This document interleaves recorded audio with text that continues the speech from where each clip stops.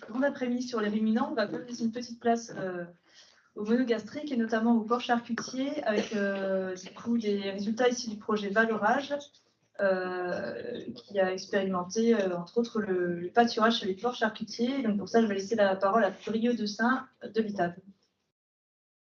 N'hésite pas à parler fort, Brieux, j'espère que dans la salle on t'entendra. Sur le net, j'en doute pas. Mais... Bonjour, voilà. Est-ce que vous m'entendez bien? Oui. Oui. Bon. Donc, parfait. Donc, bonjour à tous. Donc, je vais vous présenter les premiers résultats du coup d'expérimentation sur du pâturage tournant avec des porcs charcutiers. Un petit élément à préciser en élément de contexte au début. Donc voilà, on est un peu en rupture par rapport à ce qui a été présenté avant, qui était plutôt du coup sur des ruminants. Et le contexte aujourd'hui en porc bio est aussi très compliqué. Mais ce qu'il faut bien remettre dans le cadre, c'est que c'est des projets du coup qui sont sur du temps long et qui correspondent aussi à certaines attentes par rapport à des enjeux qui arrivent au niveau de l'agriculture biologique. Et donc c'est aussi pour ça qu'on a choisi de travailler sur cette thématique, mais c'est pas du tout on a bien conscience que par rapport au contexte actuel de la filière porcine, c'est pas forcément des sujets qui vont beaucoup résonner auprès des éleveurs dans les mois qui arrivent. Voilà. Oui, pardon, je me suis pas présenté, donc Brieux de Singe, donc je travaille à l'ITAB sur les sujets monogastriques et notamment sur le projet Valorage. Hop. Donc pourquoi ce sujet? Alors tout d'abord, le sujet sur la partie monogastrique concerne déjà l'enjeu réglementaire du passage au 100% bio depuis le 1er janvier 2022. Et donc dans ce cadre-là, il est important de trouver aussi des ressources sur les fermes directement pour des questions d'autonomie. La question du coup de relocaliser une partie de l'alimentation, notamment pour les monogastriques où il y a une forte partie de l'aliment qui est acheté auprès de fabricants d'aliments, et notamment les enjeux autour de la fraction protéique quand on connaît le potentiel fourrager sur ces questions-là. Il y a bien sûr des questions aussi autour de tout ce qui va concerner donc le bien-être animal avec l'enrichissement qui peut être apporté par des fourrages. Et aujourd'hui, d'ailleurs, c'est la première clé d'entrée, c'est plutôt l'apport de fourrage pour la partie enrichissement. Et on va donc voir dans le cadre de cette présentation comment on peut essayer d'aller plus loin.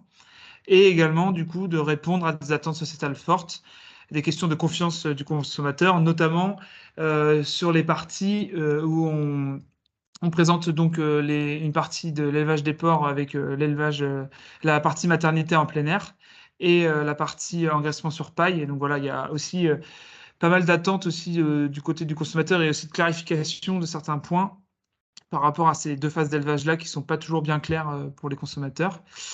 Donc voilà, il y a de nombreux enjeux à combiner autour des fourrages. Et donc, le projet Valorage, il fait suite dans une succession de projets qui étaient déjà sur le thème de l'alimentation 100% bio, donc on ne va pas toutes les citer, mais il y a eu depuis de nombreuses années donc, des travaux sur cette thématique pour atteindre donc, le 100% bio, et les étapes successives ont été donc d'abord de caractériser les matières premières biologiques pour les rentrer dans les formules pour les monogastriques, et puis ensuite, dans un second temps, de s'intéresser justement au potentiel de fourrager pour compléter ces formules. Et donc ça a été le cas notamment avec le projet Okenet Ecofeed, donc qui était un projet européen, et également le projet ICOP, où il y a eu donc un focus aussi sur la partie fourragère et l'apport que ça pouvait amener pour des monogastriques. Et c'est dans ce cadre, donc c'est suite à tous ces projets qu'il y a aussi eu donc la rédaction du projet Casar Valorage que je vais vous présenter. Donc le projet Valorage, c'est un projet qui vise donc à la valorisation des fourrages et des parcours riches en protéines par les monogastriques biologiques. Et donc il y a un projet qui se divise en 3 actions. Donc assez rapidement, la première action, ça concerne plutôt donc des enquêtes de terrain sur les pratiques en élevage. Donc c'est effectué avec l'Institut Agro et la Chambre d'agriculture des Pays de la Loire. La deuxième action, elle concerne plutôt justement la caractérisation des valeurs nutritionnelles des fourrages pour l'intégrer dans des outils de formulation afin d'évaluer le potentiel de ces fourrages. Et donc là, les partenaires impliqués sont Initiative Bio-Bretagne, l'ITAB et INRAE. Et enfin, donc l'action 3, donc avec les résultats que je vais vous présenter, c'est sur des essais du coup qui sont conduits directement en ferme, donc sur des pilotes qui vont mettre en place différentes pratiques liées à cette valorisation des fourrages. Et donc là, au niveau des partenaires, on a l'ITAVI, la Chambre des Pays de la Loire et nous, l'ITAB. Donc l'action 3, plus en détail, donc c'est vraiment l'idée de co-construire des communautés alimentaires qui intègrent soit les parcours et ou les fourrages distribués, et qui soient applicables sur le terrain. Donc c'est pour ça qu'on se base sur des fermes commerciales qui ont leurs propres contraintes et dans lequel il faut bien sûr s'adapter aux attentes de l'éleveur et aux possibilités qu'il y a sur la ferme. Et donc dans ce cadre-là, il y a eu un travail aussi de conception des communautés alimentaires pour valoriser les parcours et des fourrages par rapport au potentiel de base sur les fermes. Et l'action 3 vise à donc évaluer les itinéraires alimentaires valorisant ces fourrages-là. Donc sur la partie porc, on a 4 élevages pilotes, avec à la fois de l'apport de fourrage ou de l'accès au pâturage. Et sur la partie pondeuse, mais qui ne sera pas l'objet de la présentation aujourd'hui, on a du pâturage sur des prairies à fleurs variées. Et donc on a 5 fermes en élevage de pondeuses biologiques. Donc moi, aujourd'hui, on va focaliser la présentation sur l'essai qui est mené avec du pâturage sur des porcs en engraissement. Donc ça, c'est un essai qui est mené en Pays de la Loire, donc à la ferme de Karl Scheer, donc Blue Peak Farm, à peu près au nord d'Angers, à 40 minutes au nord d'Angers. On est sur un élevage en essai engraisseur biologique avec 45 truies. La partie maternité est en plein air et l'engraissement est effectué en bâtiment sur paille. Et donc, Karl a mis en place des parcelles d'agroforesterie sur lesquelles il effectue des essais et dans le cadre de valorage, on effectue c'est des parcelles qui vont être constituées pour le pâturage. Et donc, les essais et les résultats qui vont être présentés à la suite, c'est des essais qui ont été suivis avec Florence Maupertuis de la Chambre des Pays de la Loire et Stanislas Lubac de l'ITAB. Donc concernant, avant d'en arriver à l'essai qui va être présenté aujourd'hui, il faut faire un petit pas en arrière pour voir un peu comment on en est arrivé à vouloir valoriser directement des prairies avec des porcs. Et donc il y a plusieurs pratiques qui ont été mises en place, notamment depuis 2019, dans le cadre du projet EcoFeed. Et la première stratégie qui avait été employée, c'était plutôt de combiner différents fourrages avec des cultures annuelles, avec un calendrier de pâturage qui permettait donc de valoriser la culture sur un temps donné et donc de ne pas avoir toutes les contraintes qui étaient liées à l'état du sol, puisqu'on considérait que, par exemple, il y avait du moa trèfle squarosum, il y avait du maïs haricot, et donc en fait c'était une consommation du forage une fois qu'il était produit, et il n'y avait pas de retour des porcs après sur la parcelle, et après la parcelle était cultivée avec une autre, et re-entrer dans la rotation des cultures. Et donc la stratégie, c'était d'améliorer l'autonomie et de réduire le coût alimentaire. Et les motivations, donc elles étaient déjà sur l'économie, sur la qualité de carcasse et sur le bien-être animal. Et donc déjà, dans le cadre de ces essais, ça concernait uniquement la phase de finition, donc à partir de 12 semaines d'âge pour les porcs. Donc il y a quelques liens pour les personnes qui pourraient être intéressées de résultats de ces essais-là. Et donc on arrive en 2022 donc avec un dispositif valorage et un dispositif qui a évolué par rapport aux premiers essais qui avaient été menés chez Karl, avec un choix qui s'est porté plutôt sur des espèces fourragères pérennes. Alors ça pour plusieurs raisons.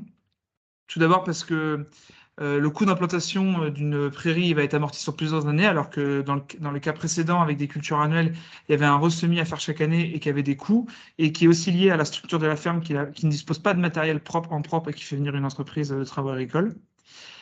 Il y a aussi les plusieurs conduites qui sont possibles entre le pâturage et la récolte, puisque pour la partie en engraissement sur paille, il y avait aussi la volonté de la part de l'éleveur de disposer de fourrage en enrubanage pour mettre à ses porcs en engraissement. Et puis bien sûr, il y avait aussi la partie plutôt agronomie sur la pertinence dans la rotation d'intégrer des prairies, puisque les parcelles concernées donc, par le pâturage sont à la base des parcelles d'agroforesterie pour les grandes cultures, qui ont donc été clôturées aux normes de sécurité pour pouvoir y faire pâturer des porcs. Mais la première vocation de ces parcelles, c'est aussi de pouvoir faire des cultures dedans. Et donc, bien sûr, la prairie a toute sa place dans une rotation avec différentes cultures biologiques. Et bien sûr, cela implique une bonne gestion du pâturage pour préserver le sol, puisque les porcs vont revenir plusieurs fois au même endroit. Et donc, on ne peut pas se permettre qu'ils abîment le sol et qui mettent en péril la prairie ou son potentiel de récolte mécanisé. Il y a aussi tout un équipement matériel pour la récolte qui est important à prendre en compte. Et donc là aussi, on en revient au même point, c'est que dans le cadre de cette ferme, il n'y a pas d'équipement propre, il n'y a pas de CUMA. Et donc on fait venir une entreprise de travail agricole qui représente certains coûts.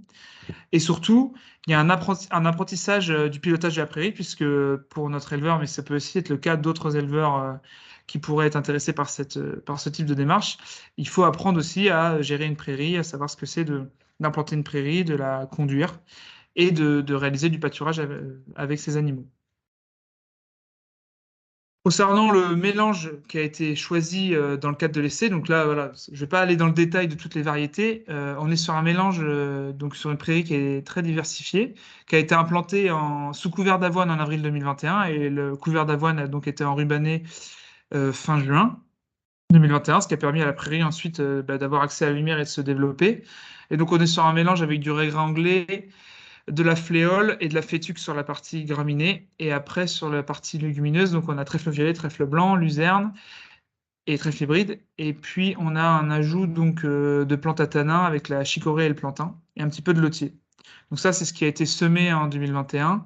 Après, voilà, forcément, les prairies évoluent aussi par rapport dans le temps et par rapport à la consommation qu'en ont les porcs. Donc ça, c'est juste ce qui a été semé, c'est pas ce qu'on retrouve forcément dans les mêmes proportions aujourd'hui sur le terrain. Donc voilà, ça c'est l'essai a eu lieu donc cette année, et donc là on est le 25 avril 2022, juste avant le début du pâturage. Donc voilà, on voit les chicorées notamment qui montent très vite. Et sur l'autre photo, on voit la belle proportion de légumineuses qu'il pouvait y avoir donc, avant l'arrivée des porcs sur la parcelle. Et donc dans le dispositif qu'on a actuellement, on a donc cette parcelle en agroforesterie où il y a donc de la prairie qui a été semée. Et nous, dans le cadre de l'essai valorage, on va se concentrer que sur la parcelle numéro 2, qui est cette parcelle ici, et donc qui est située à une certaine distance du bâtiment, d'où la nécessité d'avoir un chemin d'accès entre le bâtiment où sont les porcs et l'accès au pâturage qu'ils ont. Et donc l'éleveur a fait un chemin d'accès jusqu'à cette parcelle, jusqu'à la limite de la parcelle, et après, dans la parcelle, c'est un chemin qui est délimité par des clôtures. Et donc, en fait, l'intérêt, c'est que dans le cadre d'un pâturage avec des parcs, en fait, on a une délimitation avec des arbres qui permet d'avoir des repères et donc de faire des parcs dans notre bande. Donc voilà le dispositif tel qu'il est aujourd'hui, avec donc le chemin d'accès, donc avec le bâtiment, l'accès depuis le bâtiment. À l'entrée de la parcelle, il y a une zone un petit peu plus grande en fait avec les auges, puisque le matin en fait, il passe avec son tracteur et son caisson et ses seaux, et il va nourrir du coup les porcs dans des auges à l'entrée du parc, qui permet en fait de motiver aussi les porcs au début pour sortir et aller explorer. Et donc après, on a une division en parcs qu'on a numéroté dans l'ordre depuis l'entrée de la parcelle. 1, 2, 3, et ça va jusqu'à 7. Donc chaque parc fait 576 mètres carrés. Ça correspond à un multiple de la distance entre deux arbres. Donc ça permettait d'avoir des repères et d'être bien clair là-dessus avec l'éleveur. Et il a donc disposé en fait des rubans du côté droit donc de l'allée pour pouvoir avoir un chemin d'accès aux différents parcs et pouvoir bloquer les parcs entre deux pâturages. Donc, quand par exemple les porcs sont dans le parc numéro 2, ils n'ont pas accès au parc numéro 1, ils ont juste accès au chemin sur le côté droit pour entrer dans le parc numéro 2, et ainsi de suite. La délimitation a été faite avec un ruban électrique double pour un d'apprentissage au début, puis après un simple suffit. Et l'éleveur, donc en fait, passe le broyeur aux endroits où il place les rubans, puisque les rubans, du fait de la hauteur des porcs, sont assez bas. Donc il passe le broyeur, où il a aussi un système de caisson, il passe par terre en fait pour coucher un peu l'herbe pour mettre le ruban. Et ça fonctionne très bien, puisqu'il n'y a pas eu de problème d'évasion de porc sur cet essai. Et donc au niveau de la conduite, on avait donc deux lots de porcs, donc d'une trentaine de porcs. Donc on avait 32 porcs dans le lot essai et à peu près le même nombre dans le lot témoin qui était resté dans le bâtiment, donc sur paille. Ils ont eu accès à la parcelle à partir de la 15e semaine d'âge. Et donc les règles qui ont été établies, c'était donc d'avoir un temps de séjour par parc de 1 semaine. Donc ça représente 18 mètres carrés par porc et par semaine. Donc là, il y a eu l'idée d'avoir un compromis entre l'optimisation de l'utilisation du couvert La limitation du comportement de fouissage des porcs, qui en fait, une fois que le couvert n'est plus assez appétant, ils vont aussi commencer à s'intéresser à ce qui se passe dans le sol.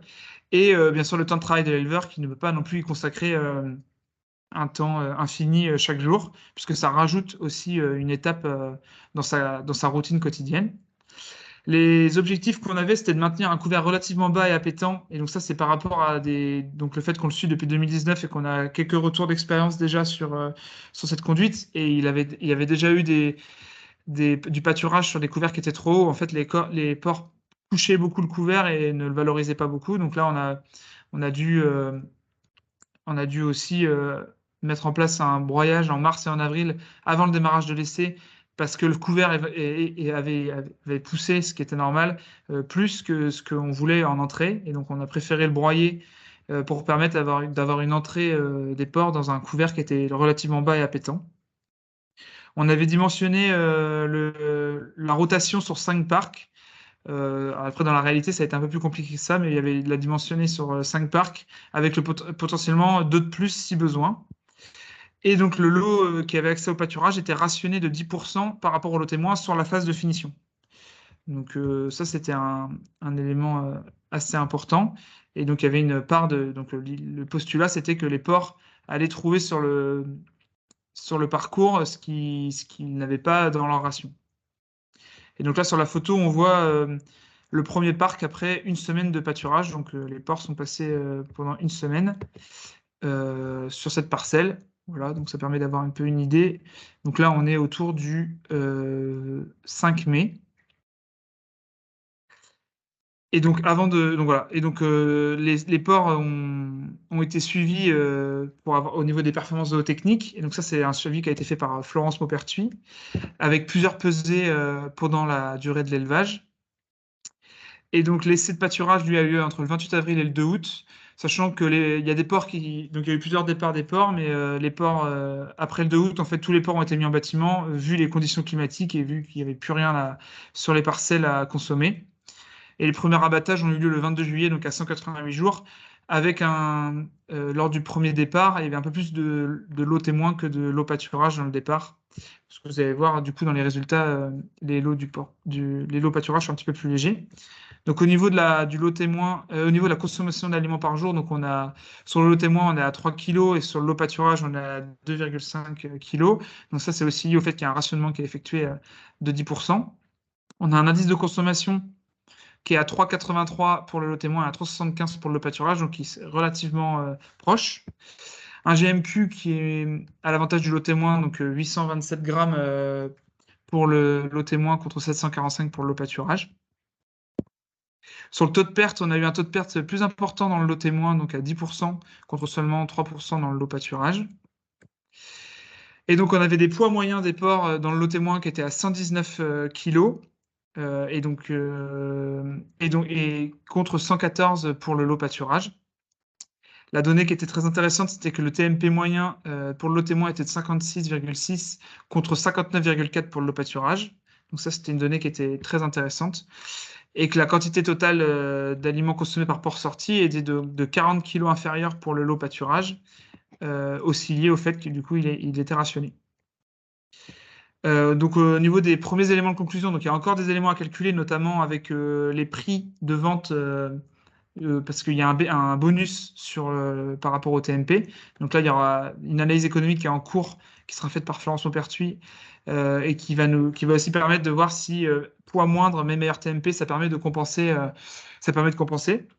En tout cas, les premiers éléments de conclusion qu'on peut donner aujourd'hui, c'est que le pâturage était plus léger mais avec un meilleur TMP, donc des carcasses qui étaient moins grasses, et c'est un effet qui est recherché, puisque le pâturage a permis de rationner sans problème d'agressivité dans le lot.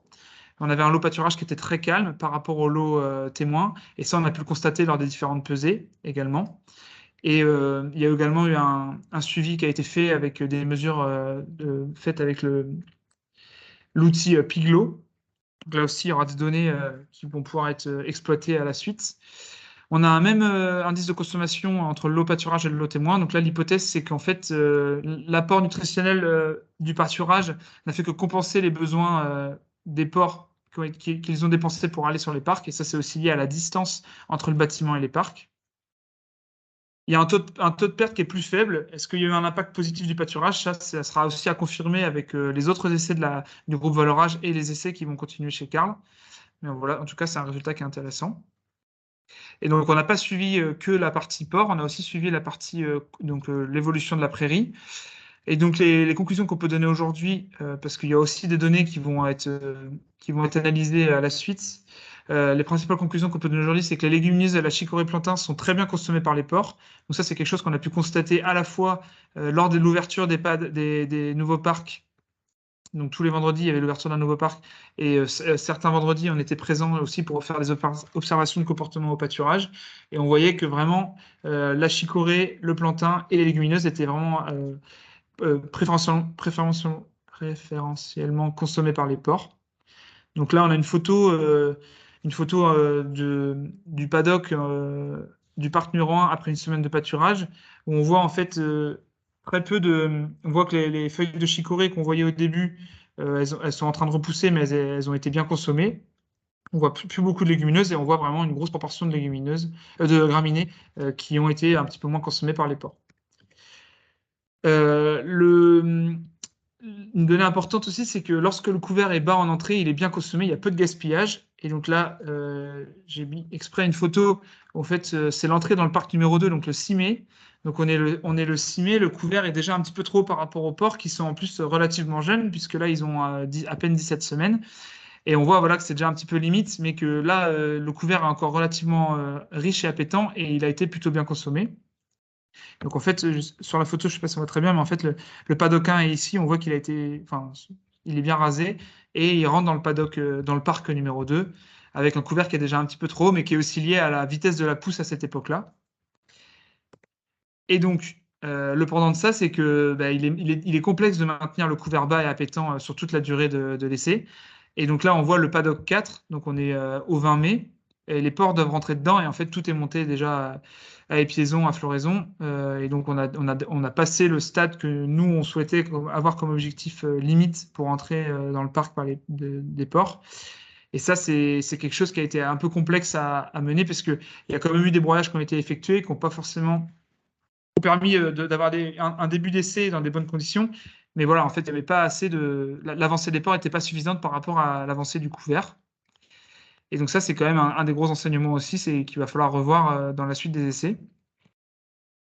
Et donc là, voilà, le parc numéro 4. Donc, il était le 20 mai, il est donc assez haut et les porcs rentrent dedans. Et en fait, on décide à la suite du passage des porcs avec pas mal de refus, de l'herbe qui était couchée, de le broyer le 1er juin. Et donc là, c'est une photo qui date du 10 juin où on voit donc il y a vraiment on voit beaucoup les graminées qui ont repoussé depuis le broyage.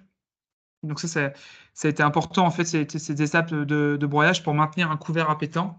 Le pilotage de ça n'a pas forcément toujours été évident, mais on a essayé de faire au mieux pour que les porcs aient toujours au mieux un couvert de qualité. Sur la partie sol, donc là c'est assez facile c'est assez facile parce qu'au 19 juillet, voilà, vu la météo qu'il y a eu, tout était complètement desséché. Mais il y a eu peu de dégâts en fait au sol, aussi lié au fait que la météo très sèche a facilité, a limité en fait l'envie des porcs de fouiller dans le sol. Et donc là on voit le parc numéro 1 le 19 juillet. Il y a eu 3 passages des porcs depuis mai sur ce paddock, avec un broyage du coup le 1er juin pour limiter les refus, pour permettre une bonne repousse. Et donc la satisfaction, c'est de voir que bon là tout est desséché, mais que le sol n'a pas été trop impacté par le pâturage des porcs. Et ça, c'est quand même un point assez positif, puisque dans l'idée, il y a l'idée que ces parcelles peuvent être conduites à la fois en pâturage, mais aussi en récolte. Et donc, il faut pouvoir maintenir un sol qui permet de la mécanisation de la récolte. Donc pour les suites, donc voilà, comme je l'ai déjà un peu évoqué, il y a à approfondir la réflexion sur le pilotage entre le pâturage et la récolte pour maintenir une hauteur d'entrée adaptée. Et donc là, il y a pas mal d'enjeux aussi sur peut-être le redimensionnement des parcs, peut-être une rotation plus rapide sur une surface moindre et pour que le reste soit récolté. Donc ça, c'est aussi des choses qui n'ont pas forcément que en lien avec la conduite du pâturage, mais qui sont aussi en lien avec le temps de travail que l'éleveur peut mettre sur cette tâche. Voilà, parce qu'il y a aussi des éléments, comme si on est sur une ferme commerciale, il y a aussi ces éléments-là à prendre en compte. Il y a la mise en place d'un pâturage tout au long de l'année, donc selon les conditions, puisque voilà, là, on a commencé l'essai, déjà on a commencé l'essai un petit peu tard, puisqu'on a dû broyer en mars et avril, puisque les porcs étaient encore trop jeunes pour rentrer dans l'essai. Donc il faudrait aussi voir en fonction des différentes dates de sevrage et des sorties de post-sevrage des porcelets, donc voir comment on peut avoir un calendrier de pâturage qui s'étale sur toute l'année dès que les conditions le permettent. Parce que là, cette année-là, typiquement, on aurait pu commencer du pâturage dès mars. Et là, on peut aussi envisager du pâturage automnal avec ce qui est repoussé. La seconde partie de l'essai, elle va avoir lieu avec la distribution d'enrubanage. Donc ça, c'est lié aussi aux besoins du projet Valorage, sachant qu'en parallèle, l'éleveur va continuer à expérimenter sur la partie pâturage et qu'on va aussi l'aider sur ce pilotage-là, mais il n'y aura pas le même suivi que ce qui a été fait dans le cadre de Valorage. Et il y a aussi, est-ce qu'il ne faudrait pas aussi tester d'autres mélanges fourragers pour le pâturage? Parce que, comme on l'a vu cette année avec notre essai, la gestion de la chicorée dans ce type de conduite avec une semaine par parc et un temps de retour qui était assez long était très complexe puisque la chicorée a une forte tendance à monter très rapidement à fleur. Donc voilà, est-ce qu'il y a aussi d'autres mélanges fourragers à tester pour le pâturage? Et donc j'ai mis une photo de la bande numéro 1, donc qui est la bande juste à côté de la bande numéro 2, où en fait il y avait déjà eu des essais de pâturage qui avaient été menés dessus. Et donc ça, c'est une photo cette année de la luzerne qui a été pâturée l'année passée et qui cette année a été récoltée. Donc, ce qui est un enseignement aussi intéressant, c'est que cette parcelle a pu être récoltée cette année alors qu'elle a été pâturée par des porcs l'année dernière avec une conduite à peu près similaire à ce qu'on a pu voir cette année. Et donc voilà, est-ce que effectivement ces mélanges-là sont peut-être. Il y a aussi des questions sur voilà, comment ils sont plus ou moins adaptés à la type de conduite qu'on veut avoir avec des porcs et aussi aux moyens que peut mettre l'éleveur pour permettre ce pâturage. Sur les perspectives, donc il y a pas mal de perspectives au niveau donc déjà de la santé. Donc quel est l'impact sur le parasitisme, par exemple, avec le fait d'avoir une rotation plus rapide sur les parcs? Est-ce qu'on a aussi des éléments là-dessus à apporter par rapport à des porcs qui auraient un accès au plein air constant sur une même surface? Sur la partie agronomie, il y a toute l'idée de l'intégration dans une rotation pour bénéficier de l'effet précédent d'une prairie qui est pâturée, donc une prairie qui contient de légumineuses et qui est pâturée par des porcs. Et sur le pilotage, il y a aussi des questions sur la gestion du pâturage et de la récolte à améliorer. Donc là, il y a aussi des questions mais qui sont beaucoup plus prospectives à cette date. C'est aussi de voir quelle complémentarité avec un atelier ruminant, par exemple, sur la ferme ou avec un voisin. Donc il y a aussi les éléments réglementaires et sanitaires à prendre en compte dans le cadre de cette hypothèse. Mais voilà, on l'a vu cette année, on n'a pas réussi à gérer le couvert qu'avec les porcs parce que la pousse est très rapide. Donc il faudrait voir quelle complémentarité il pourrait y avoir là-dessus. Il y a encore besoin d'accumuler des références pour dimensionner la part fourragère nécessaire. Donc l'idée, c'est qu'à la suite de ce projet, on puisse avoir des fourchettes de surface fourragère nécessaires pour complémenter un cheptel de porc de X porc, par exemple. Voilà, ça serait intéressant. Ça, c'est des chiffres qu'on souhaiterait avoir à terme pour pouvoir aussi aider d'autres éleveurs qui souhaiteraient mettre en place ce type d'essai à pouvoir dimensionner leur parcours.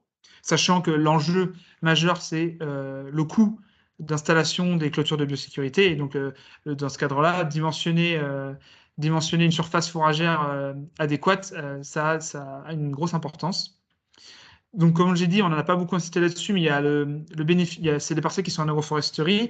Donc, le bénéfice des arbres, il est encore limité à ce jour parce qu'ils n'ont que 4 ans, mais c'est un bénéfice qui sera en devenir, notamment sur les aspects d'ombrage, sur les aspects de production de fruits, par exemple par certains arbres, type chêne, châtaignier. Et bien sûr, la question aussi, c'est, voilà, il y a des coûts qui sont mis en plus pour réaliser ce pâturage. Il y a du temps passé par l'éleveur. Et il y a une qualité, en tout cas de la carcasse sur le TMP qui a l'air d'être plus intéressante avec les porcs qui ont pâturé. Mais quelle est la valorisation pour ce type de production, donc pour ce type de viande? Donc ça, c'est aussi une attente forte de la part de l'éleveur, aussi de pouvoir valoriser différemment les porcs qui auraient eu accès au pâturage et de manière un peu plus optimisée. Et donc tout ça, c'est en lien avec un projet de co-conception qui a aussi comme site pilote la ferme de Karl Schird, donc Blue Peak Farm. Et ça, c'est le projet Agromix, c'est un projet européen. Et donc toutes ces questions-là, on essaie de les englober et de sortir, de prendre un peu plus de recul que juste une entrée technique pâturage. Donc voilà, ça, c'est des choses qui sont abordées dans le projet Agromix et qui feront l'objet aussi d'une restitution le 28 octobre sur la ferme. Merci de votre attention.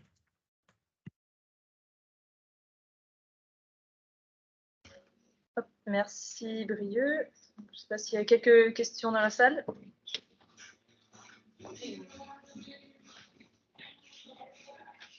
Merci. Juste une petite question sur l'organisation. Pourquoi les ports ont besoin de rentrer tous les soirs au bâtiment? Il y avait une raison particulière pour laquelle ils ne pourraient pas rester H24 dans les paddocks? Alors, il y a plusieurs raisons. Il y a déjà que l'eau et une partie de l'alimentation est donnée dans le bâtiment.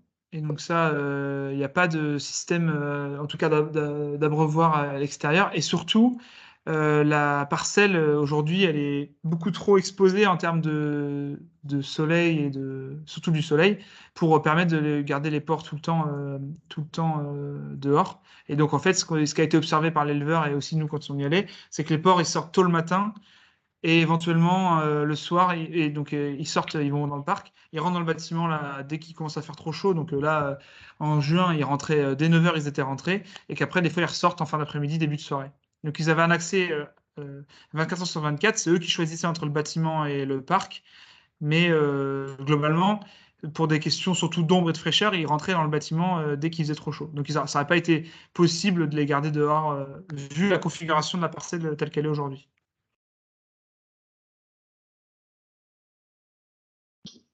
Merci.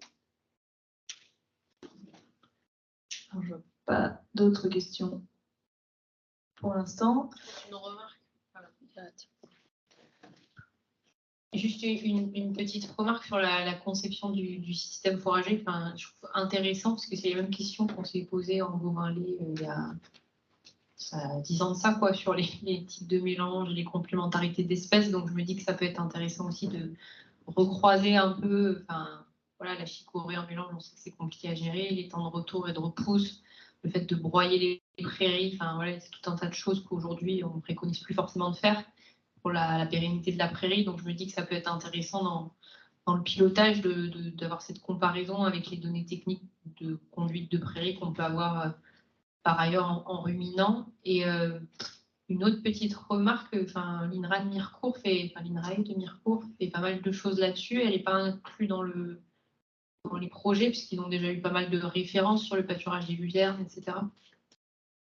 Alors non, elle n'est pas inclue dans les projets, mais justement, ils vont participer à la restitution qu'on va faire le 28 octobre. Ils vont venir et nous, on va aller les voir aussi pour justement échanger sur cette thématique qui sont communes en fait. Donc on va les rencontrer.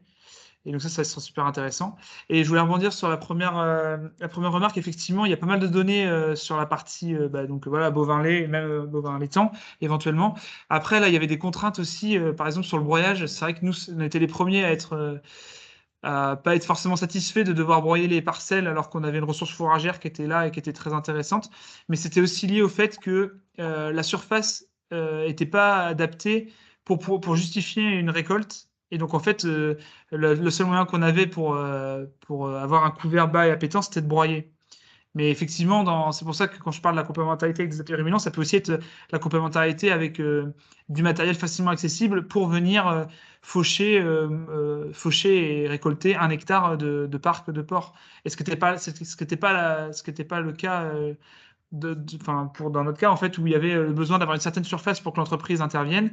Et donc, on a pu le faire à un certain moment parce qu'il y a d'autres parcelles fourragères sur la parcelle agroforesterie qui ont été récoltées. Et donc là, on en a profité pour aussi nettoyer sur nos parcs de pâturage. Mais il y a certains moments, en fait, on n'avait juste pas le choix que de broyer. Et c'est vrai que ça peut être aussi pas forcément bien vu par rapport à des éleveurs qui auraient besoin de fourrage. Et nous, on a broyé des fourrages qui étaient super intéressants au mois de mars-avril. Donc ça, c'est sûr que là-dessus, il y a besoin aussi de faire plus de liens, d'avoir plus de cohérence par rapport à notre conduite. Mais c'est vraiment lié au fait que, en tout cas pour notre cas, on a aussi un éleveur qui découvre complètement tout ce que c'est la conduite fourragère et qui n'a pas forcément, et qui a aussi besoin et qui demandait aussi beaucoup auprès de nous sur voilà, des indicateurs pour savoir quand est-ce qu'il faut récolter, broyer, mettre les porcs au pâturage. Et donc là-dessus, on voit qu'il y a aussi, j'en ai parlé dans la présentation, il y a vraiment une question d'apprentissage de la part des éleveurs qui pourraient mettre en place ce type de pratique. Et je pense que ceux qui seraient le plus à même d'être performants là-dessus, ce seraient des éleveurs mixtes qui ont déjà un atelier ruminant et qui savent ce que c'est en fait de gérer les prairies.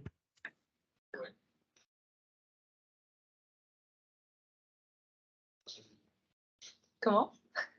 On n'en a pas. On n'en a pas.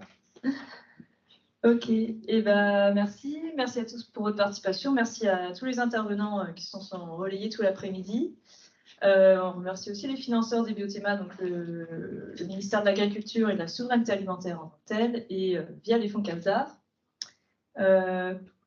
Donc vous retrouverez les interventions, donc il y aura les diaporamas et les vidéos si vous voulez revoir tout ça a posteriori sur les sites du pôle bio et d'ITAB. Et comme ça a été déjà évoqué, n'hésitez pas à revenir demain donc pour la deuxième après-midi des Biothémas, qui sera consacrée à l'agriculture biologique et l'environnement. Donc on parlera pas mal de performances, dans un contexte énergétique qui s'annonce un peu compliqué, les performances des systèmes allaitants aussi avec la valorisation de l'herbe à l'échelle du Massif central. On parlera d'autonomie protéique, d'élevage mixte, donc associant des ovins et des bovins avec l'expérimentation Salamix. On parlera aussi d'adaptation et de résilience au changement climatique, donc dans le cadre du projet bioréférence. Et on finira par un petit point sur les outils d'évaluation environnementale qui sont plus spécifiques à la bio. On vous donne aussi rendez-vous. Donc dans le cadre du projet bioréférence, il y a 2 focus web qui sont prévus les 14 octobre et 7 novembre sur les filières bovin lait et ovin viande. Et le 28 novembre, donc il y a le séminaire du projet bioréférence, qui se déroulera à Landes, donc pas très loin d'ici. Les programmes des inscriptions seront bientôt en ligne sur le site du pôle bio. Et comme le disait tout à l'heure Soazic, je crois, il y a des réunions professionnelles qui sont prévues dans le cadre du projet REVA Bio. Donc là, ça concerne plutôt les ovins. Donc le 8 novembre dans les Hautes-Alpes, le 23 novembre à Brioude dans Haute-Loire. Donc là, c'est en lien avec le projet Bio-Viande dont on a parlé tout à l'heure. Et le 10 janvier à Védin dans le Cher. Donc là, pareil, vous pouvez avoir plus d'informations sur ces rendez-vous sur le site de l'IDEL ou en cherchant les résultats du projet REVA Bio. Voilà, merci à tous. Bonne soirée.